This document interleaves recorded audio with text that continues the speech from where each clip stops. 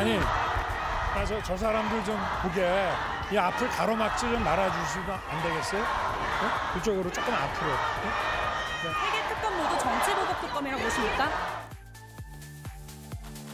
윤석열 전 대통령은 이렇게 지지자들을 향해서 웃어 보이는가 하면 질문하는 기자에게 좀 비키라고 요청하기도 했습니다. 상당히 당당한 태도였는데요. 한편 같은 날 김건희 여사는 병원에 입원을 했습니다. 조선일보에 따르면 극심한 우울증으로 과호흡 증상을 보이기도 했다고 합니다. 두 사람의 기류가 서로 확연하게 달라 보이는데 측근인 서정욱 변호사도 최근 비슷한 말을 전한 바가 있습니다. 지금 대통령은 상당히 좀 낙천적이고 건강합니다. 그런데 여사님께서 아무래도 이게 좀 정신적으로 여러 힘들하는 것 같아서 좀 안타까워요. 재판도 이게 저희가 여쭈보면 이건 100% 무죄니까 상당히 건강도 힘들고 정신적으로도 힘들어하고 지금 특검도 쪼여오고 그렇습니다. 검찰도 소환하니까 상당히 좀 힘들어하는 걸로 제가 알고 있습니다. 특검이 출범한 직후이다 보니 김 여사의 입원 소식에 곱지 않은 시선도 존재합니다. 김건희 여사가 동정 여론을 자극해서 구속을 면하려 한다는 분석이 민주당 의원들을 중심으로 나왔습니다. 이런 가운데 김건희 여사가 검찰총장에 이어서 당시 민정수석과도 비화폰으로 통화했던 내역이 드러나면서 자신을 향한 수사를 무마하려 했다는 의혹이 짙어지고 있습니다. 민주당은 특검의 엄정한 수사를 촉구했습니다. 네, 민중기 특별검사가 병원에 입원 중인 전직 대통령 부인에 대한 대면 조사가 필요하다라는 입장을 밝혔습니다. 들어보겠습니다. 어제 저녁 언론 보도를 접하고 알게 됐습니다. 어떻게 조사할지는 아직 구체적으로 정하지 않았고요. 특검보 임명이 되면은 차츰 논의해 보겠습니다. 그래도 좀 대면 조사는 어쨌든 기본적으로 필요하다는 생각을 좀 갖고 계실까요? 글쎄, 어느 시기일지는 모르지만 조사가 이루어지리라고 생각하고 있습니다. 예, 입원을 했으면 어떻게 조사해야 되는 건가요? 통상의 경우에 이제 급한 수술이나 위중한 병으로 입원을 하게 됐을 경우에는 출장 조사를 가는 경우도 있습니다. 병원으로. 그래서 병실에서 조사가 이루어져서 거기서 조서를 작성하고 서명 무인 받아서 오는 경우도 있습니다만 이게 좀 우울증으로 입원을 했다고 알려졌는데 우울증으로 입원한 경우에 검사나 수사관이 출장 조사 나간 경우는 제 기억에는 일단 없습니다. 그렇기 때문에 우울증이라는 게 어떤 급한 수술이나 이런 게 필요한 병이 아니기 때문에 소환 조사를 할 거고 그때는 출석을 해야겠죠. 근데 우울증이 증세가 얼마나 심한지는 모르겠습니다만 윤석열 정부 3년을 거치면서 특히 작년 12월 3일에 벌어졌던 비상계엄으로 인해서 온 국민이 우울증 내지는 우라병을 겪은 걸 생각하면 근데 특별히 한 사람만 지금 입원할 필요가 있을까라는 생각이 듭니다. 네. 우울증을 또 떠올리시는 분들이 많은 것 같습니다. 방송을 보고 계시면. 당에서는 이런 질문 많이 받으셨죠. 어떤 이유 때문에 입원을 했을까? 그렇습니다. 저는 우울증도 결국은 스트레스에서 온다고 생각을 하면은요. 이게 만병의 근원인 스트레스도 바로 저기에 적용이 될 수밖에 없다라고 생각이 드는데 아마 이 본인도 굉장히 힘들었을 거다라고 억울한 면도 있겠죠. 나는 의도가 이런 의도였는데 왜 저렇게 받아들이냐 충분히 그럴 수도 있겠습니다만은 글쎄요. 우리가 바로 이 윤석열 정부 때 김건희 여사에 따라다니는 이 여러 가지 형용사가 있습니다. 그것 중에 하나가 이 특혜성 무엇이다라고 하는 그런 것들이 있지 않습니까? 자, 지금은 이제 상황이 이렇게 된 마당이니까요. 지금 윤석열 전 대통령이죠.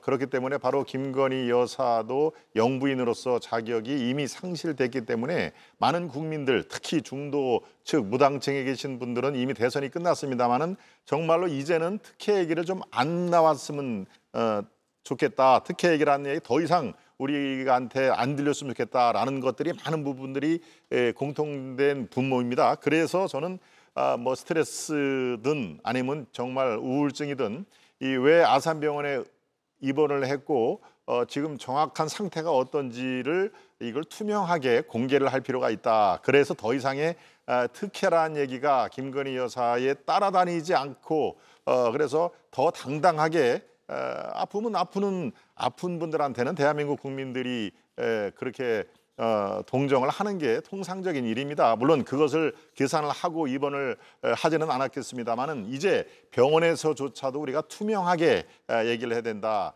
이 대통령과 영부인이 현행법으로 불이익을 당해서도 안 되지만 특혜를 보는 것을 국민들이 매우 우려를 한다라는 것을 인식을 했으면 앞으로 훨씬 더 좋겠다 이런 말씀드립니다. 예. 자, 오늘 여야의 의원들이 상반된 평가를 내놨는데요. 들어보고 이어가겠습니다. 지금 이 시점에서 조사를 받기 위해서 건강을 회복해서 하겠다? 피하기 위한 작전이겠죠. 김건희 씨 입장에서는 얼마나 두렵겠습니까? 지금 이 시점에서. 그리고 지켜줄 사람도 없을 겁니다. 지금. 한때는 국모였잖아요. 얼마나 스트레스를 받겠습니까? 예. 그런 뭐 아픔이 있었겠죠. 예, 저는 뭐 정확한 내막은 잘 모르겠습니다만은 오늘 입원했다는 소식은 제가 뉴스를 통해서 들었습니다. 예. 한때 국모였나요? 국모란 표현 안 쓰잖아요. 국모라는 표현이 적절한가요? 뭐 언제 국모였나요? 저는 참 이해하기 어려운데요. 네. 하여튼 저런 김대식 의원의 이 국모였잖아요. 이 얘기를 들으니까 정말 스트레스 확 받습니다. 예. 저는 구속 취소된 윤석열 그 내란 수계가 반바지 입고 다니고 반려견 끌고 다니고 영화 보러 다니고 이것만으로도 진짜 국민들 너무 피곤해요. 정신적으로 스트레스 굉장히 많거든요. 그런데다가 아까 지금 기자를 향해서 화풀이 하는 거 아닙니까? 빗기라고 나 지지자들 좀 보겠다 이러는 거 아니에요. 예. 그러니까 지금 어디다 대고 화풀이를 하는 것인지 그거 보면서도 굉장히 저희 스트레스 받고 국민들도 아마 기가 막히실 거라고 생각합니다. 병원에 입원해 있습니다마는 대선 때는 뭐 대선에 영향 주니까 나 못 나간다. 이제 특검할 거니까 검찰 수사는 무의미하다. 특검 출범하려고 하니까 입원을 해요. 그러니까 뭐 아플 수 있겠습니다만 국민들을 볼 때는 핑계처럼 보이는 것도 사실입니다. 예. 그런 점에서 빨리 회복해서 검찰 특검 수사 받았으면 좋겠고요. 입원해 있는 동안에도 할 수 있는 일이 있잖아요. 신발 사이즈는 알려줄 수 있잖아요. 예. 알려주시고 그리고 빨리 회복해서 특검 수사 받았으면 좋겠습니다. 왜냐하면은 본인 이름이 붙은 김건희 특검입니다. 그리고 나머지 2개 특검도 본인과 밀접하게 관련 있는 특검들이에요. 지금 국민들의 정신 건강이 매우 지금 해롭고 힘들어지는 그런 상황이기 때문에 저는 빨리 수사했으면 좋겠고요. 빨리 회복해서 제대로 수사 받았으면 좋겠습니다. 신발 사이즈 빨리 알려주세요. 예. 제가 조금 전에 우리 김영남 의원이 김민석 총리 후보자를 황희정승에 빗댔을 때 왕정 시대도 아니고 그게 어떻게 지나친 비약이다 이렇게 말씀드렸는데 김대식 의원이 김건희 여사에 대해서 국모였다 한때 이렇게 얘기하는 것도 지나친 비약이죠. 왕정 시대와 지금 자유민주주의 사회를 살고 있는 우리 지금 시대는 완전히 다르죠. 저는 김건희 여사 앞에 더 이상 특혜는 없어야 한다고 생각합니다. 사실 지난 3년간 윤석열 정권이 이렇게 그 실패한 정권으로 막을 내리는 데는 저는 뭐 민주당이 과도한 정치 공세가 있었다고도 일부는 판단하지만 김건희 여사의 문제에 관한 한 지나치게 공정과 상식에서 벗어나 있다는 문제 제기로부터 자유로울 수 없었기 때문이라고 생각하거든요. 이제 자연인이 된 이상 특검 수사든 검찰 수사든 김건희 여사는 그 수사에 적극적으로 응해야 할 의무가 있습니다. 지금은 물론 건강 상태가 좋지 않은 것으로 알고 있습니다. 과거에도 뭐 섭식장애나 스트레스가 심해서 이렇게 어려운 시기를 보냈던 것으로 아는데 지금 물론 입원해 계시지만 빨리 건강을 회복하신 이후에는 국민의 한 사람으로서 검찰 수사 또는 특검 수사가 본격화됐을 때는 적극적으로 가서 본인이 소명하는 자세가 있어야 한다고 생각합니다. 예. 끝까지 안 나오면 어떡하죠? 그러면 뭐 강제 수사 해야죠. 그거는 뭐 법 앞에 예외가 있을 수는 없는 것이고요. 계속 소환에 불응하거나 아니면 어떤 우울증을 이유로 입원 기간을 오래 지속한다고 하면 뭐 바로 신병 확보 절차에 들어가지 않을까 싶습니다. 네. 자, 그리고 비화폰 내역이 나왔는데요. 짧게만 말씀을 드리겠습니다. 일단 김건희 특검법이 16가지 내역으로 거의 모든 의혹이 수사 대상에 들어가는데 주가 조작 의혹도 포함이 돼 있습니다. 그런데 지난해 검찰이 이른바 출장 조사, 휴대폰 반납하고 한 그 출장 조사가 이뤄지기 전에 전직 대통령 부인과 김주연 당시 민정수석과 비화폰으로 통화한 사실이 나왔습니다. 검찰 조사에서 나온 것으로 보이는데 첫 통화가 7월 3일 4시 8분쯤이고요. 17분 49초 정도 통화가 됐습니다. 꽤 오랜 시간 통화한 것으로 보이고 그리고 몇 분 지나지 않아서 전화가 이제 왔습니다. 15분 58초 동안 통화한 것으로 나타났습니다. 검찰에서 출장 조사를 한 게 17일 전이거든요. 그러니까 17일 전에 통화를 한 것이거든요. 그러니까 상당한 의구심이 드는 바로 그 대목입니다. 7월 3일에 통화했고 7월 20일에 대통령 경호처 건물에서 조사가 있었습니다. 이 부분 역시 수사가 되겠죠?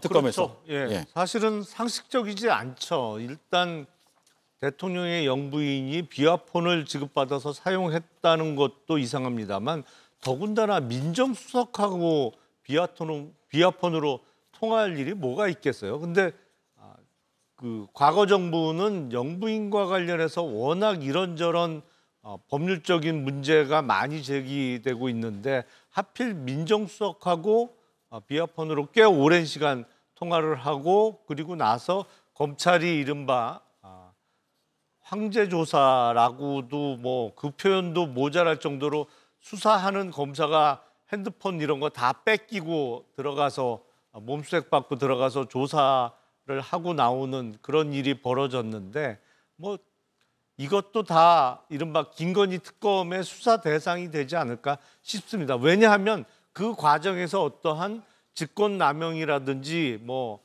축소 수사라든지 이런 일이 벌어졌을 가능성이 꽤 높아 보이거든요. 그러니까 법률적인 문제가 계속 드러나지 않을까 싶습니다. 예, 이 역시도 특혜 없이 수사가 이루어져야 된다. 그렇습니다. 이 마당에서 뭐 이 특혜라든가 이런 게 더 이상 나오면 안 됩니다. 그런 의미에서 지금 저 비화폰을 영부인이 사용했다. 뭐 제2부속실의 행사라든가 의전 관련해서 사용을 할 수도 있습니다만은 이 당사자가 김주연 민정수석이라는 면에서 이게 정당했느냐 한 점의 의혹이 남지를 않아야 됩니다. 그런 의미에서 이 김주연 민정수석도 이 수사의 대상이 될 텐데요.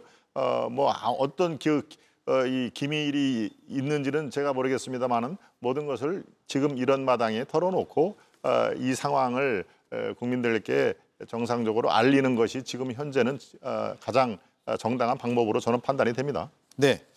자, 그리고 전직 대통령이 앞서 경찰의 세 번째 출석 요구에 대해서도 불응하겠다라면서 불출석 의견서를 제출을 했는데 특검에 대한 입장도 언론 보도를 통해 나왔어요. 이른바 3대 특검을 두고 더 나올 게 있겠나? 라는 입장을 밝혔다고 합니다. 그러니까 수사는 하더라도 더 뭐 밝혀질 게 없다. 이런 의미인 것 같아요.